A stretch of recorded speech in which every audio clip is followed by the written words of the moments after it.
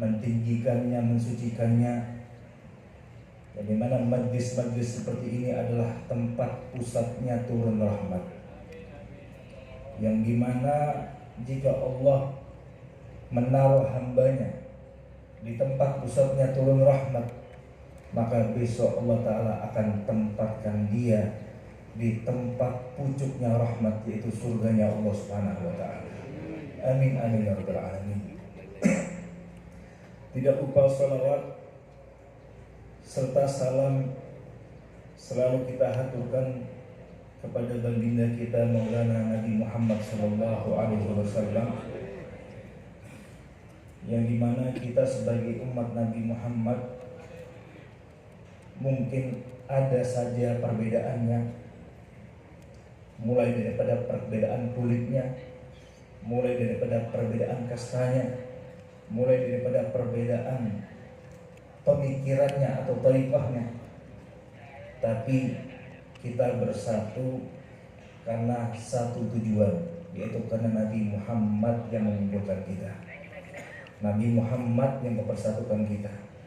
Kalau misalkan Nabi Muhammad yang mempersatukan kita, maka tidak ada alasan lagi untuk kita bercerai-berai.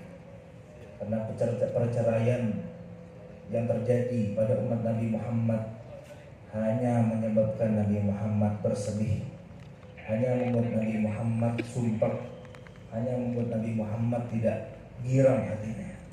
Tapi kalau misalkan melihat umatnya, Nabi Muhammad dalam keadaan demikian berkumpul bersama-sama, mau mengkaji ilmunya, seperti yang dikatakan oleh Sayyidina Abdullah bin Umar bin Khattab, bahwasanya beliau berkata, ajwa'un nas thalibu ilmin, orang yang paling lapar itu adalah orang yang menuntut ilmu.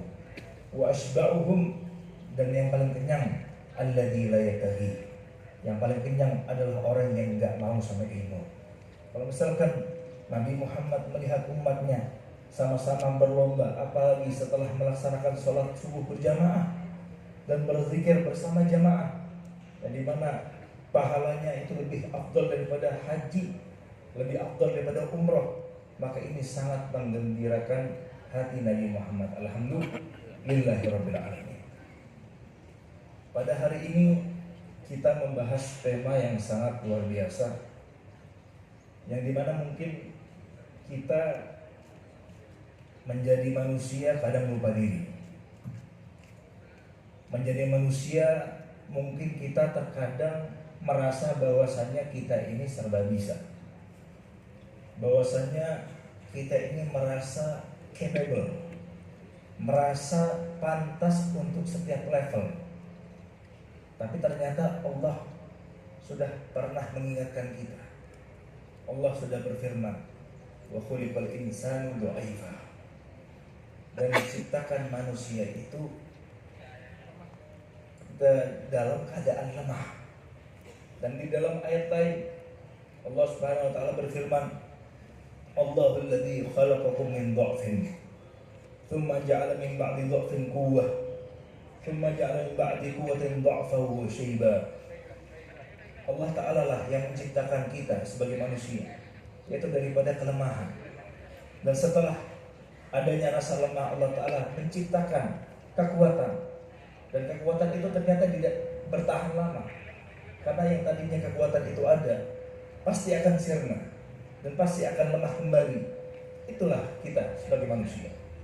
Bahkan di dalam ayat yang lain Allah Subhanahu wa taala berfirman, innal insan khuliqa halu'a idza massahu syarru jazu'a wa idza massahu khairu manu'a. Inilah manusia yang diciptakan dalam keadaan bersuka, berkeluh kesah. Imam Ibn Katsir menafsirkan, ya di mana bahwasanya kalau misalkan ada sifat suka berkeluh kesah, berarti itu sudah menjadi tanda bahwasanya kelemahan itu menjadi tabiat seorang manusia. Wa idza massahul syarru jazua, kalau misalkan dicoba sedikit saja sama Allah Ta'ala daripada musibah-musibah, jazua, dia ini tidak terima, dia ini berkeluh kesah, dia ini merasa hamba Allah Ta'ala yang paling ditindas dengan musibahnya. Wa idza massahul khairu manu'a. Tapi kalau misalkan diberikan kebaikan, diberikan kenikmatan, malah menjadi kikir, malah menjadi lupa diri. Dan inilah pentingnya kita kalau kita ini berpegang teguh dengan Al-Quran, sehingga kita tahu bahwasanya Nabi SAW sudah bersabda, man arafa nafsah faqad arafa rabbah. Barang siapa yang mengetahui dirinya, yaitu dengan kelemahan pada dirinya, dengan keterbatasan, maka pasti dia akan mengenal Tuhannya dengan kekuatan yang abadi, dengan kemuliaan yang tidak ada habisnya. Ketika Al-Imam At-Tabari menafsirkan ayat yang tadi saya sebutkan, bahwasanya beliau ini mengatakan wa khuliqal insanu dha'ifa, yang dimana manusia ini diciptakan dalam keadaan lemah, dan kelemahan itu ada pada dua hal, kata Imam Tabari. Yang pertama, kelemahan pada tubuh seorang manusia. Kelemahan pada tubuh setiap manusia ini ditemukan oleh diri kita sendiri setiap harinya. Bahkan ada kalanya kita ini ketika bangun tidur, tidak mungkin yang namanya energi itu ada secara 100%. Bahkan kalau misalkan kita pun mau olahraga saja, dia anjurkan untuk pemanasan, biar tujuannya tidak cedera. Padahal kita ini mau olahraga biar sehat, tapi di dalam olahraga itu pun sendiri bisa menyebabkan cedera. Dan contohnya, kita ini semua tahu bahwasanya kalau kita lagi dicoba sama Allah, merasakan sakit gigi, gimana rasanya?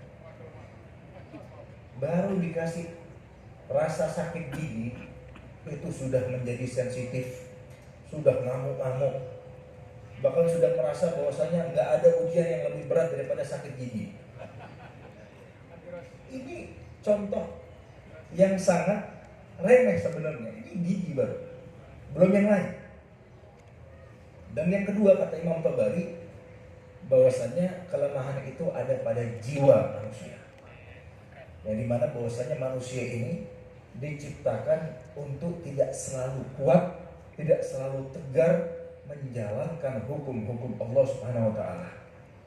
Sehingga mereka, kalau misalkan mereka mau beribadah kepada Allah hingga ingin mencapai pucuknya tanpa rahmat dan taufik daripada Allah, maka itu adalah sesuatu yang mustahil, sesuatu yang tidak mungkin. Makanya kita menegaskan bahwasanya kita bisa sampai ke majlis subuh al-busra itu sama sekali bukan karena kebiasaan kita, bukan karena kita ini bisa nyetir motor, bukan karena kita ini bisa nyetir mobil, bukan karena kita ini bisa pakai sendal, kita bisa sampai ke tempat ini. Oh bukan, tapi karena Allah mau, Allah milih kita untuk berada di majlis taklimnya baginda Nabi Muhammad SAW. Itulah yang sekarang kita harus rasakan, bahwasanya berapa banyak kita ini mengkhianati Tuhan. Sampai-sampai Abu Hazim beliau berkata, "Idza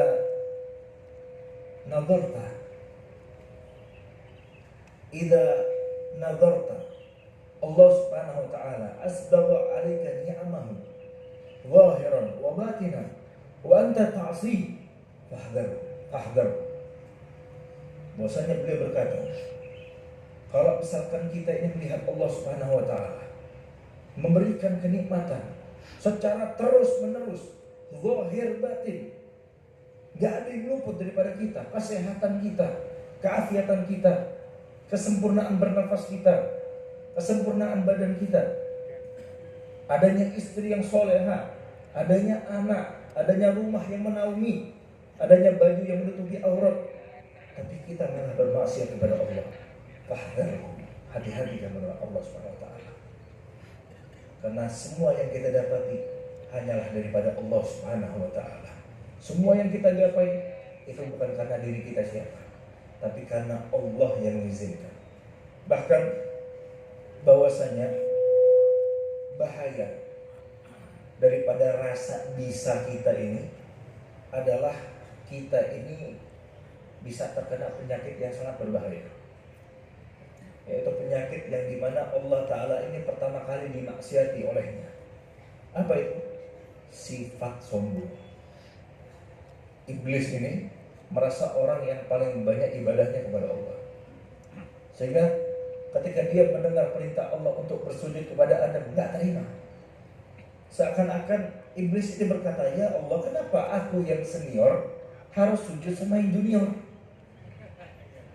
Aku yang diciptakan olehmu daripada api, yang dimana lebih kuat daripada tanah, kenapa saya harus sujud kepada dia? Ternyata iblis gagal paham, salah dia ini salah fokus kepada api di dalam dirinya, api di dalam ciptaannya, tapi tidak fokus kepada perintahnya Allah. Tidak fokus bahwasanya Allah lah yang menyuruhnya. Tidak fokus bahwasanya Allah ketika memerintahkan sesuatu pasti ada kebaikan di dalamnya. Dan ketika melarang sesuatu pasti ada madarat di situ. Dia tidak fokus kepada situ, tapi dia fokus kepada achievement dia, pendapatan. Saya sudah banyak pahala saya, arus sudah saya kelilingi, semua langit saya sudah pernah sujudi. Apa yang kurang dari saya? Akhirnya dia bermaksiat kepada Allah dengan maksiat sombong kepada Allah Subhanahu wa taala. Lihat bagaimana sombongnya Raja Namrud, yang dimana dia ini memimpin seluruh dunia selama 400 tahun namanya. Tidak ada yang bisa merobohkan kerajaannya. Tidak ada yang bisa melawan perintahnya. Sehingga satu dunia ini ditaklukkan oleh Namrud. Tapi apa yang Allah balas daripada Raja Namrud atas kesombongannya? Allah tidak mengirim daripada bala tentara yang mereka itu kuat-kuat, lengannya seperti kaki gajah, saking besarnya dan saking kuatnya. Tapi Allah malah mengirim apa? Mengirim lalat yang menyerang matanya, yang dimana ini menjadi ikhtilaf daripada para mu'arrikhin. Yang dimana mereka mengatakan bahwasanya ada yang mengatakan Namrud itu kesakitan matanya sampai yang namanya lalat itu menggerogoti mata dan isi otaknya itu selama 200 tahun namanya, bahkan sampai 400 tahun namanya.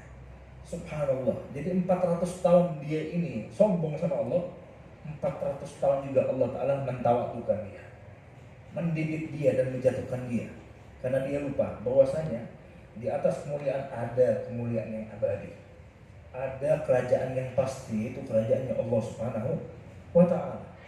Oleh karena itu Sidi Ahmad As-Sakandari beliau mengatakan bahwasanya idza aradta izzan la yafna, idza aradta izzan la yafna, kalau kamu ingin kemuliaan yang abadi, yang enggak ada masanya, yang enggak ada temponya, maka kamu bergantunglah dengan zat yang abadi, itu Allah Subhanahu wa taala. Barang siapa man kana Allahu ma'ah fa inna ma'ahu fi'atan la tughlab, barang siapa yang dimana Allah itu bersamanya, ketahuilah bahwasanya dia ini bersama kelompok yang tidak akan kalah, kelompok yang tidak akan tunduk, tapi akan terus jaya dan menang dimanapun medannya.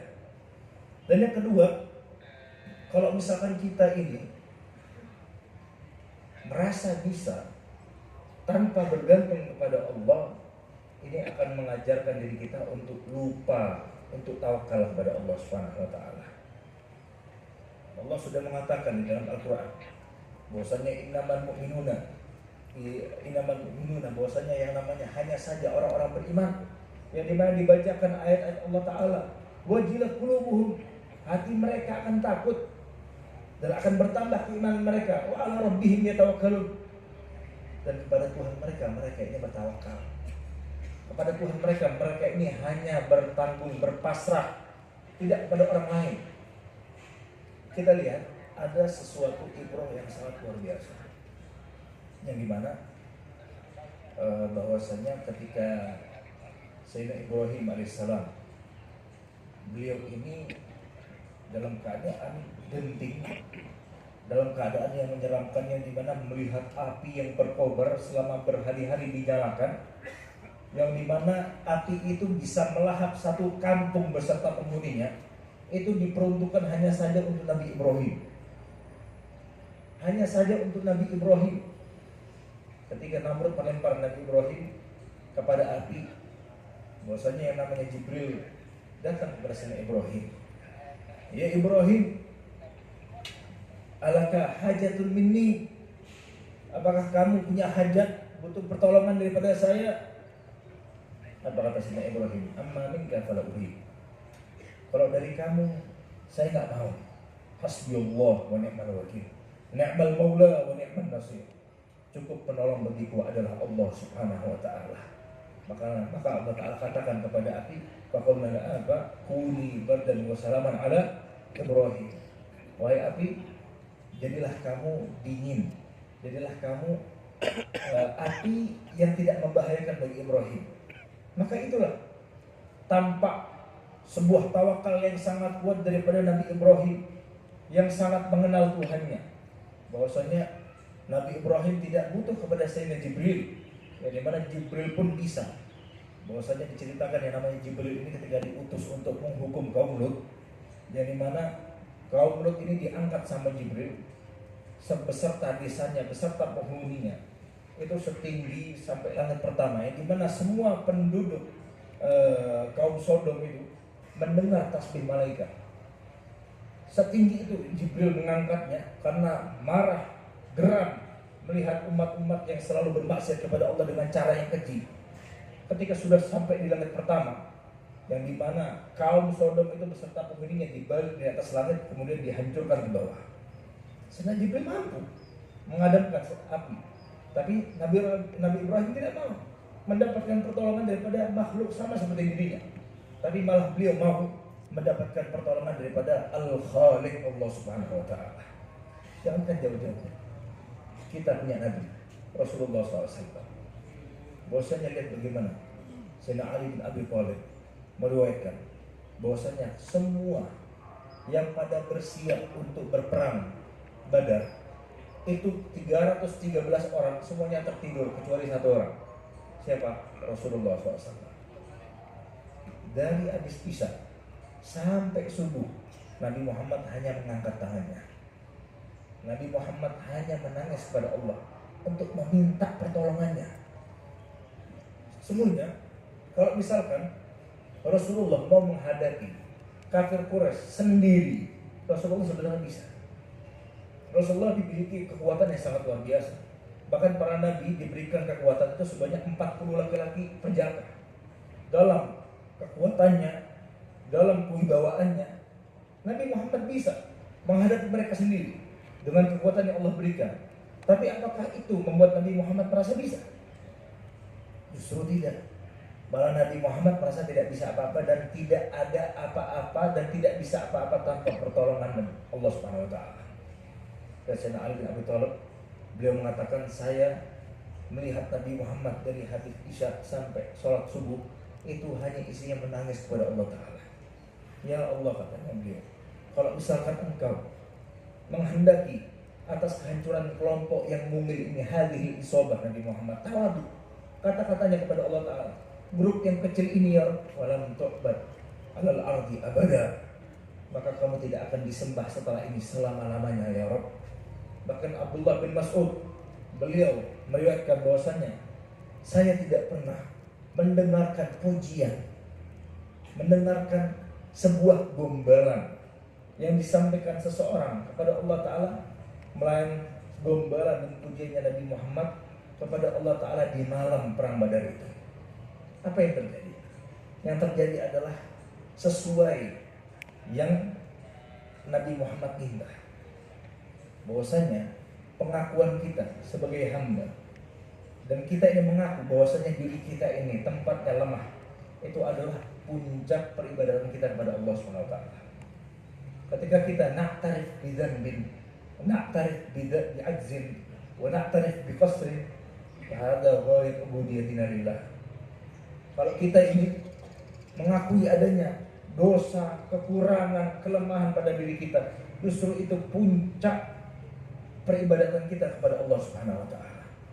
Lihat, bayangkan kaum muslimin pada saat itu hanya 313 orang. Ikhtilaf ulama mentok-mentok 317 orang, nggak lebih daripada itu. Bahkan yang namanya pedang itu tersedia hanya 7 pedang saja. Loh, terus bagaimana 300 sahabat yang lain? Itu ada yang bawa tongkat, Pak. Itu ada yang bawa alat makan. Itu ada yang pakai tangannya sendiri untuk melawan kafir Quraisy yang pada saat itu 1.000 pasukan, bahkan 3.000 pasukan ikhtilaf ulama. Yang dimana pasukan berkuda hanya 2 orang saja, Zubair ibn al-Awam dan Miqdad ibn al-Aswad yang memiliki kuda. Sisanya apa? Sisanya pakai onta, 60 onta. Yang dimana satu onta ditunggangi 3 orang, itu secara bergantian. Mereka nggak memiliki apa-apa. Mereka tidak memiliki senjata yang sangat cukup. Justru sangat kurang. Melawan kafir musyrikin yang 3.000 orang itu dengan persenjataan yang lengkap, dengan kuda 1.000 orang berkuda, bahkan dengan 600 onta. Luar biasa, coba bayangkan. Apa yang mereka sahabat lakukan pada saat itu? Tawakal yang penuh kepada Allah Ta'ala, berserah diri kepada Allah, yakin kepada Nabi Muhammad SAW, tidak ragu dengan perintahnya Nabi Muhammad, tidak ragu dengan suruhnya Nabi Muhammad. Mereka datang berjuang dengan tangan melawan kaum kafir Quraisy yang bersenjataannya lengkap. Sehingga apa? Walaqad nasarakumullah bi Badrin wa antum adillah.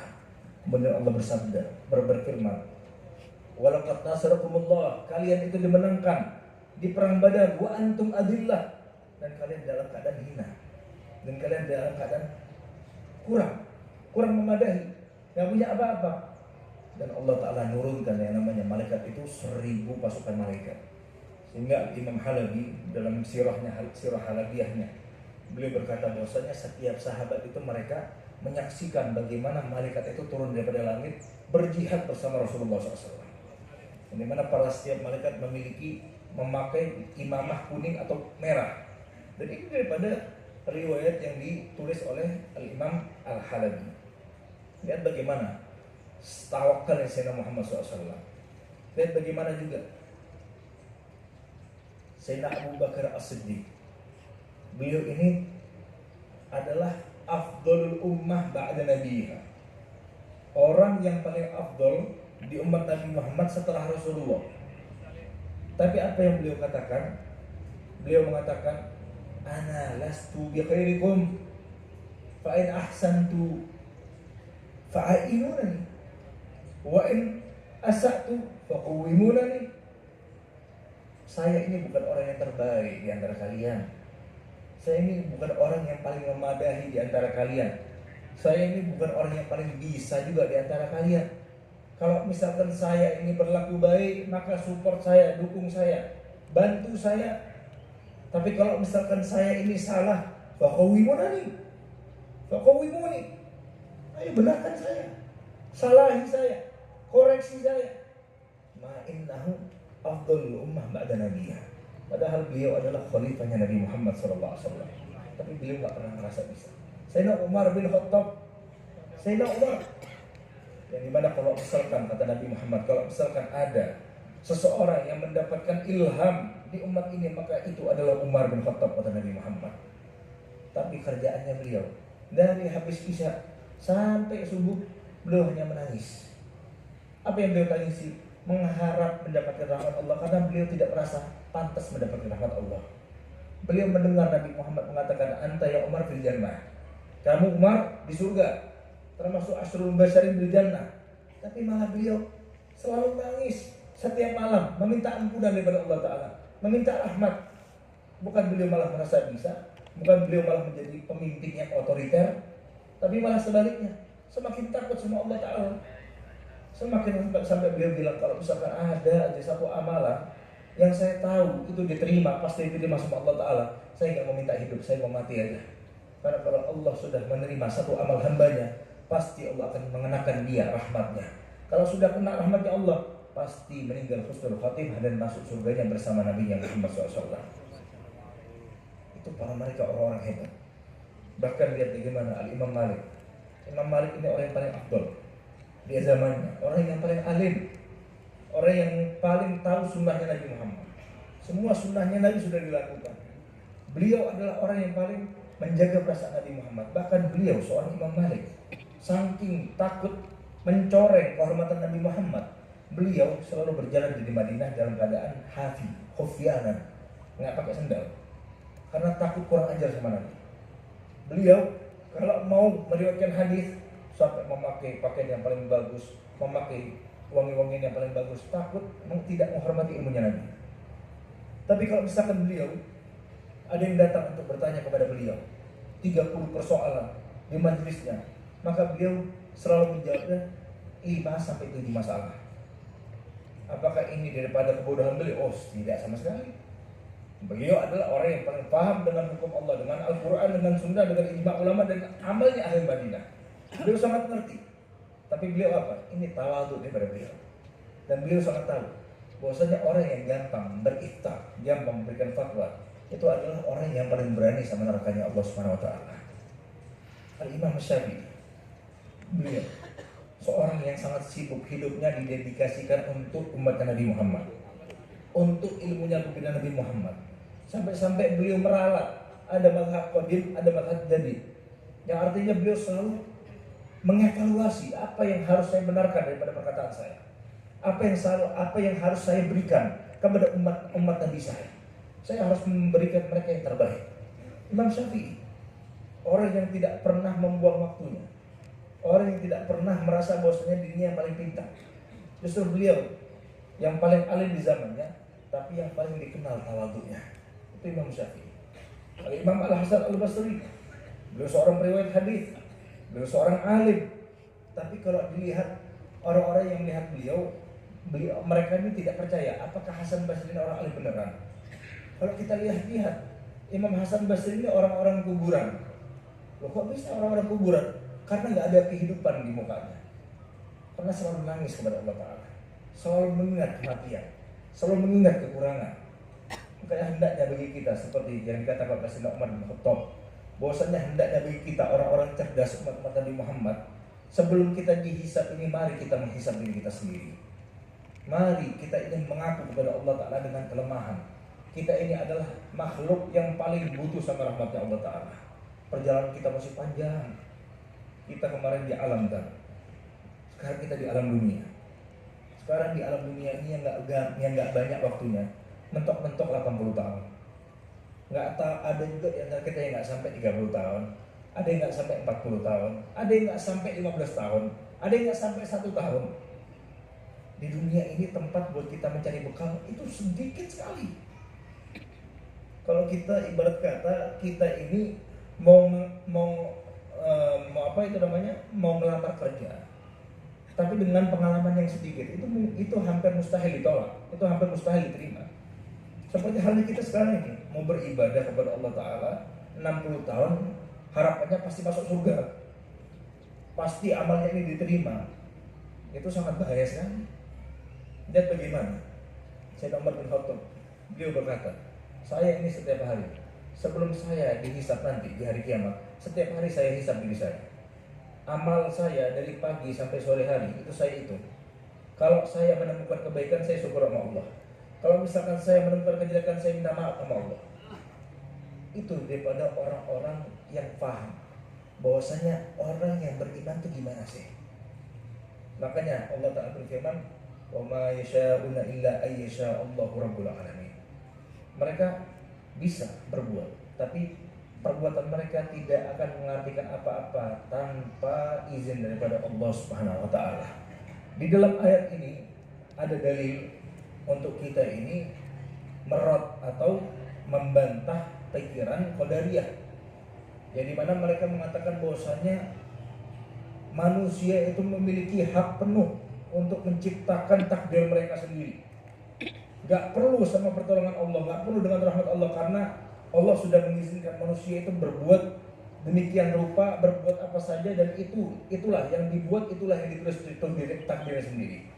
Ataupun Jabriyah. Jabriyah adalah yang dimana Allah Ta'ala itu tidak mengizinkan hamba-hambanya untuk beramal. Seakan-akan Allah ini memaksa mereka untuk mengikuti takdir mereka. Enggak, kita ini Ahlus Sunnah wal Jamaah di tengah-tengah. Kita ini diizinkan untuk berikhtiar, tapi hasilnya tetap pada izinnya Allah Subhanahu wa ta'ala. Itulah mereka orang-orang yang beriman. Mereka yang bisa berikhtiar, tapi mereka bertawakal. Mereka berusaha, tapi mereka meminta pertolongan. Semoga kita dijadikan orang-orang yang beriman, yang diberikan ikhtiar penuh sama Allah Ta'ala, tapi diizinkan juga mendapatkan hasil yang penuh, yang mendapatkan kita rahmat dari Allah Subhanahu Wa Ta'ala dan ridhonya dan juga syafaatnya dari Nabi Muhammad SAW. Amin amin ya rabbal alamin.